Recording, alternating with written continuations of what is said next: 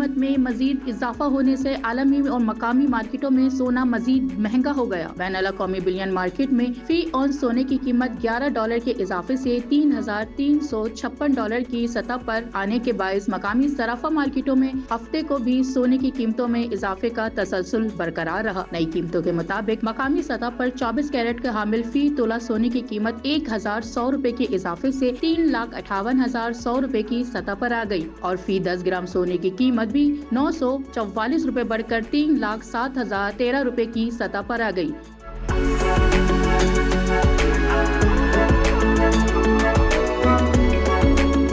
इस तरह मुल्क में फी तोला चांदी की कीमत $85 के इजाफे से $4,022 और फी 10 ग्राम चांदी की कीमत भी $73 की इजाफे से $3,448 की सतह पर आ गई।